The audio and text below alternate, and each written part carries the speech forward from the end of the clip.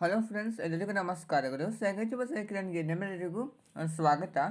Friends, ನನಗೆ ಒಂದು ಇಮೇಲಲ್ಲಿ ಯಾರಿಗೆ ಶ್ರಾವಣ ಮಾಸದ 2ನೇ ಶುಕ್ರವಾರ ಈ ವರಮಹಾಲಕ್ಷ್ಮಿ ಹಬ್ಬವನ್ನು ಆಚರಣೆ ಮಾಡಲು ಆಗಿಲ್ವೋ ಅವರು ಈ 3ನೇ ಶುಕ್ರವಾರ ಸಹ ಆಚರಣೆ ಮಾಡಬಹುದು. ಆದರೆ 2ನೇ ಶುಕ್ರವಾರದಂದು ಆಚರಣೆ ಮಾಡುವಂಥದ್ದು ತುಂಬ ಒಂದು ಶ್ರೇಷ್ಠವಾಗಿರುವಂಥದ್ದು.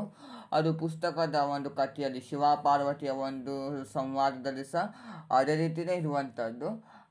ಆದರೆ ನಾವು ಶ್ರಾವಣ ಮಾಸದಲ್ಲಿ ಶುಕ್ರವಾರ ಸಹ ಲಕ್ಷ್ಮೀ ಪೂಜೆಯನ್ನು ಮಾಡುವುದರಿಂದ ಈ ಶುಕ್ರವಾರವನ್ನು ಸಹ ನೀವು ಮಾಡಬಹುದೆಂಟು ಅಂದ್ರೇನಿಲ್ಲ. ನಾನು ನಿಮಗೆ ಈ ವಿಡಿಯೋದಲ್ಲಿ ಪೂಜಾ ಮುಹೂರ್ತವನ್ನು ತಿಳಿಸ್ಕೊಡ್ತಾ ಇದ್ದೇನೆ. ಕಲಶ ಸ್ಥಾಪನೆಯ ಒಂದು ಮುಹೂರ್ತಗಳನ್ನು ಸಹ ಬನ್ನಿ ನೋಡೋಣಂತೆ.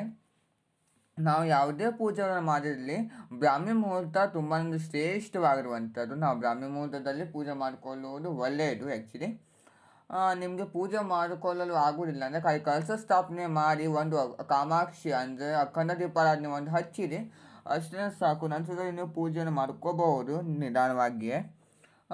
ಬ್ರಾಹ್ಮಿ ಮುಹೂರ್ತ ನಮಗೆ ಇರುವಂಥದ್ದು ಬೆಳಿಗ್ಗೆ 4:40 5:26 ನಮಗೆ ಬ್ರಾಹ್ಮಿ ಮುಹೂರ್ತವಿರ್ತದೆ. ಆ ಸಮಯದಲ್ಲಿ ಪೂಜೆಯನ್ನು ಸಹ ಮಾಡ್ಕೋಬಹುದು. ಇಲ್ಲವಾದಲ್ಲಿ ಕಲಶದಲ್ಲಿ ಸ್ಥಾಪಿಸಿ ಒಂದು ಅಖಂಡ ದೀಪಾರಾಧನೆಯನ್ನು ಹಚ್ಚಿರಿ, ಅಷ್ಟೇ ಸಾಕು. ನಂತರದಲ್ಲಿ ನೀವು ನಿಧಾನವಾಗಿ ಪೂಜೆಯನ್ನು ಮಾಡ್ಕೊಳ್ತಾ ಇರಬಹುದು. ಅದು ನಮಗೆ ಕಲಶ ಸ್ಥಾಪನೆ ಸಮಯ ಆಗಿರುತ್ತದೆ. ಹಾಗೆ ಪೂಜೆ ಸಮಯ ಪ್ರಾತಃ ಸಂಧ್ಯಾ ಮುಹೂರ್ತವಿರುವುದು.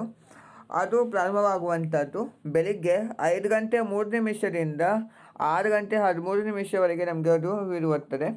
ಸೊ ಆ ಸಮಯದಲ್ಲಿ ನೀವು ಕೆಲವರು ಕಲಶ ಸ್ಥಾಪನೆ ಸಹ ಮಾಡಬಹುದು, ಮಾಡಬಾರ್ದಂತೇನಿಲ್ಲ. ಕಲಶ ಸ್ಥಾಪನೆ ಮಾಡಿ ನೀವು ಪೂಜೆನ ಸಹ ಮಾಡ್ಕೋಬಹುದು. ಅಭಿಜಿತ್ ಮುಹೂರ್ತ ನಂತರದಲ್ಲಿ ನಮಗೆ ಬರುತ್ತದೆ. ಈ ಅಭಿಜಿತ್ ಮುಹೂರ್ತ ಮಧ್ಯಾಹ್ನ 12:01 12:51 ಇರುತ್ತದೆ. ಟೋಟಲಿಯಾಗಿ ನಮಗೆ 50 ನಿಮಿಷಗಳು ಸಿಗ್ತದೆ. ಆದರೆ ನೀವು ಈ ಸಮಯದಲ್ಲಿ ಪೂಜೆ ಮಾಡಲು ಅಷ್ಟು ಸೂಕ್ತವಲ್ಲ. ಯಾಕಂದರೆ ವಟ ಮಧ್ಯಾಹ್ನ ಸಮಯದಲ್ಲಿ ನಾವು ಪೂಜೆ ಮಾಡುವುದು ಒಳ್ಳೆಯದಲ್ಲ ಈ ಲಕ್ಷ್ಮೀ ಪೂಜೆ. ಸೊ ಅದರಿಂದ ನೀವು ಬೆಳಿಗ್ಗೆ ಬ್ರಾಹ್ಮಿ ಮುಹೂರ್ತ ಅಥವಾ ಪ್ರಾತಃ ಸಂಧ್ಯಾ ಮುಹೂರ್ತದಲ್ಲಿ ನೀವು ಪೂಜೆಯನ್ನು ಮಾಡ್ಕೋಬೇಕಾಗಿರುತ್ತದೆ. ಹಾಗೆ ನಮಗೆ ಅಮೃತ ಸಿದ್ಧಿ ಯೋಗ ಸಹ ಇದೆ ಆ ದಿನದಂದು. ಅದು ನಮಗೆ ಅಮೃತ ಸಿದ್ಧಿ ಯೋಗವಿರುವುದು ಬೆಳಿಗ್ಗೆ 6:13 ರಾತ್ರಿ 7:54 ನಮಗೆ ಅಮೃತ ಸಿದ್ಧಿ ಯೋಗವಿರುತ್ತದೆ. ಆದರೆ ಈ ಸಮಯ ಸಹ ಬೇಡ. ಯಾಕೆಂದರೆ ಇದರ ಬಗ್ಗೆ ನಾನು ನಿಮಗೆ ಒಂದು ತಿಳಿಸ್ಕೊಡ್ಬೇಕು. ಏನಪ್ಪ ಅಂತ ಅನ್ನೋದಾದರೆ, ನಮಗೆ ಅಮೃತ ಸಿದ್ಧಿ ಯೋಗದಲ್ಲಿ ದುರ್ಮುಹೂರ್ತಗಳು ಬರ್ತದೆ. ಅಂದರೆ ಇದು ಅಮೃತ ಸಿದ್ಧಿ ಯೋಗ ನಮಗೆ ಇರುವಂಥದ್ದು ಬೆಳಿಗ್ಗೆ 6:13 ರಾತ್ರಿ 7:54. ಇದರಲ್ಲಿ ಗುಳಿಕ ಕಾಲ ಬರ್ತದೆ ಸಂಜೆ 7:46 ರಾತ್ರಿ 9:19 ನಮಗೆ ಗುಳಿಕ ಕಾಲವಿರ್ತದೆ. ಹಾಗೆ ಬೆಳಿಗ್ಗೆ ರಾಹು ಕಾಲವಿರುವಂಥದ್ದು 10:45 12:15 ನಮಗೆ ಅದು ಇರುತ್ತದೆ. ಸೊ ಆದ್ದರಿಂದ ಈ ಅಮೃತ ಕಾಲದಲ್ಲಿ ಸ್ವಲ್ಪ ಸಮಯದಲ್ಲಿ ನೀವು ಪೂಜೆ ಮಾಡ್ಕೋಬಹುದು. ಹಾಗೆ ಸ್ವಲ್ಪ ಸಮಯದಲ್ಲಿ ಬೇಡ. ಯಾಕೆಂದರೆ ನಮಗೆ ಗೂಳಿಕ ಕಾಲ ಮತ್ತು ರಾಹು ಕಾಲ, ಯಮಗಂಡಲ ಕಾಲ ಸಹ ಬರ್ತದೆ. ಯಮಗಂಡಲ ಕಾಲ ನಮಗೆ 3 ಗಂಟೆಯಿಂದ 5 ಗಂಟೆವರೆಗೆ ಇರ್ತದೆ. ಸೊ ಆ ಸಮಯದಲ್ಲಿ ಸಹ ನೀವು ಪೂಜೆ ಮಾಡಿಕೊಳ್ಳಲು ಬರುವುದಿಲ್ಲ.